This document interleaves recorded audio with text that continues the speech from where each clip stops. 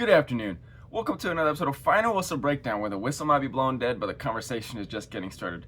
Today, I'm going to do a deep overview and a deep dive into the 2026 transfer portal, the rankings, and the predictions for the college football season this next upcoming year. First off, I want to give a fantastic shout out to Lane Kiffin and the LSU recruiting team. They're absolutely killing it at all fronts. They already have 3 5-stars. The number one supposed transfer player in the portal with Sam Levitt, but I don't really think, and a lot of other analysts don't also think, that he should have been a 5-star, being that his last performance last year was very subpar. 2 years ago, he was fantastic when they won the Big 12 with the Arizona State Sun Devils, but last year he looked abysmal in almost every single game except for against Texas Tech when he played healthy. He was pretty decent, but he also missed half the season. And then the starter for Arizona State, they had to start a 27-year-old, not really 27, but you get the gist. He was very old, very old. He literally was in the portal almost every year, this backup quarterback. Good on him, but Sam Levitt, he is not going to be as good as many people are predicting. So besides him, their transfer portal has been phenomenal. So shout out to Lane Kiffin quickly. After that, the team that he departed from, Ole Miss football and Pete Golding, are the second team ranked for the 2026 football portal rankings, which is absolutely phenomenal for him. Everybody thought that Ole Miss would be completely dismissed after this year with Lane Kiffin leaving. It looks like that is far from the truth. 2 teams can be great at once, the team that Lane Kiffin left and the team that Lane Kiffin actually arrived to. This is what is going to happen. Ole Miss will again be a top 10 team. They will make the playoffs again, and LSU as well will be 2 playoff teams that I am predicting. This prediction will come true, and we will see in the next year based off of my predictions. And not only that, but the football transfer portal rankings, they both did fantastic on the recruiting fronts. Thirdly, we're going to Texas. Texas had a great transfer class. Number 3 overall. I am predicting that Texas as well will make the transfer portal top 5 after everything's all said and done. They're sitting at 3 right now, so they will definitely be top 5, probably stick at 3 in all honesty. And they had a lot of fantastic players transfer in, and they had great players stay as well. Someone is predicting that he is going to be the Heisman frontrunner with Arch Manning. Many boards are saying that he would be a top first-round draft pick if he actually declared to the NFL this year. He doesn't want that. He wants a championship for Texas, and he wants to win the Heisman. Bravo to him and props to him altogether. So we'll see what happens with him. And he's also getting the number 1 receiver recruit transfer in the portal with Cam Coleman getting a multi-million-dollar NIL deal. Just a fantastic get.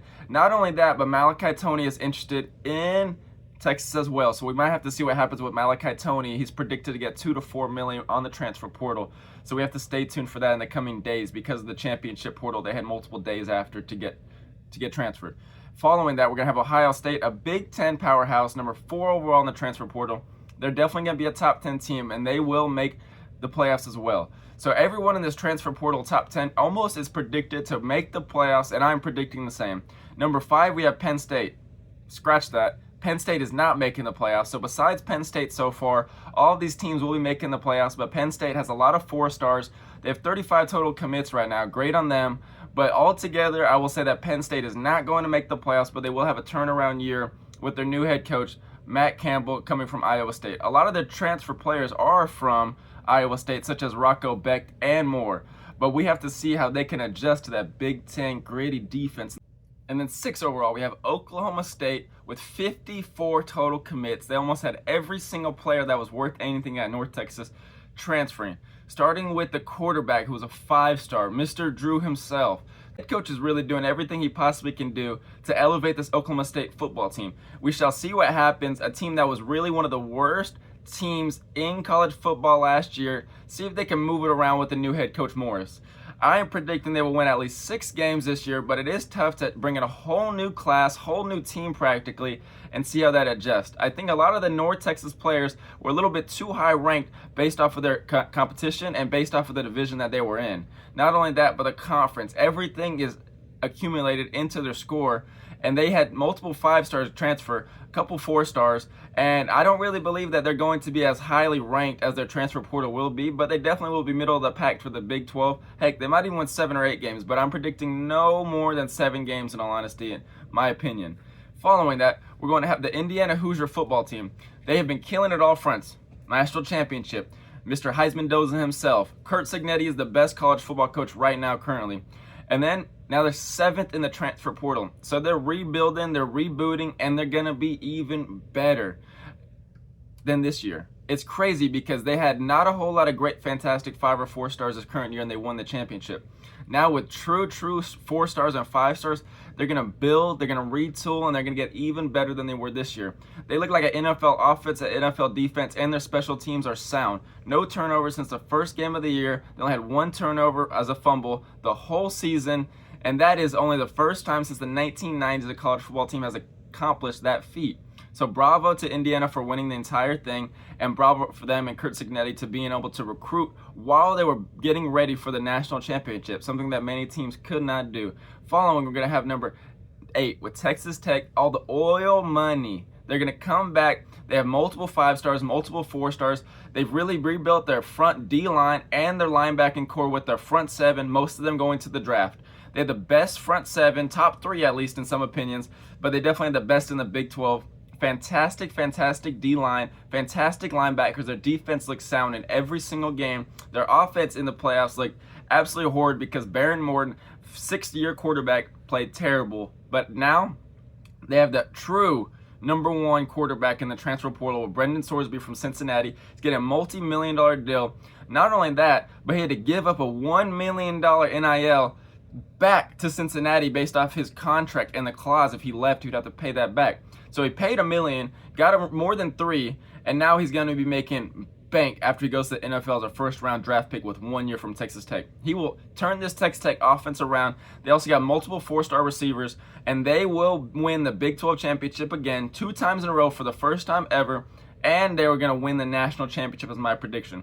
Texas Tech, oil money, and we'll see what happens. But their coach, Joey McGuire, the team all around as a cohesive unit, they're really going to get the ball rolling and follow from the footsteps of last year's team, and they will win the entire thing and not have a bad slump game their first playoff game. Now they've been there, they've done that. Even though they lost to Oregon, they know how it goes. Their defense only actually held Oregon to 9 points if you don't count the last touchdown in the last 10 seconds, where Oregon's Dan Lanning let their player actually get hurt on that game. Really dumb coaching by Dan Lanning, but Texas Tech will come back and they will resound for the Big 12 and they will kill it in every front. 2 other teams in the Big 10 for the transfer portal rankings are Kentucky football, which not many people would predict. And when I was looking at the rankings from today, they've jumped in the last couple of weeks since the transfer portal was open. But good on Kentucky. They should be turning around their SEC program. They also got a new head coach in charge, and we got to see what will happen. But they are absolutely doing great. We'll see what will happen with Kentucky. I'm going to stay tuned. I don't think they're going to be phenomenal. Sometimes Kentucky just Kentucky's. All around that school, it seems like they have bad luck besides the basketball team. And then following, we're going to have Notre Dame with number 10. And their coach, Freeman, is just a fantastic coach. He seems like a humble man, seems like a great leader, a leader amongst men. And at a religious school, it's tough to have a great transfer portal, but he does it every year. They will rebuild, they will retool, and they will get into the playoffs. So the only 3 teams I'm predicting in the top 10 to not make the playoffs is going to be Penn State, Oklahoma State, and Kentucky football.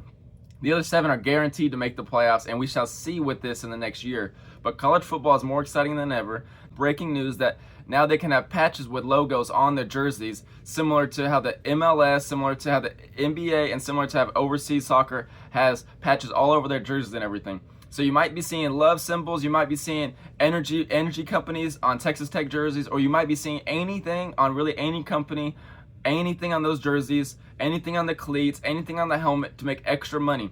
They say it is for the NIL collective to get more money for the school, but this is really for more advertising, and this is going to dumb down the viewing opportunities and the viewing total watch time for many viewers. I almost guarantee it. Who wants to see ads everywhere? I don't think anybody likes more ads. So more ads are literally going to be product placed in the games, on the jerseys, helmets, etc. Full display. Not only that, but there'll be more advertisements during the game. So where is the advertisements getting down in terms of for commercials? Well, they're not. They're getting more. So the NIL is going to be costing more. Auburn this year asked their school fans to actually donate money for the NIL.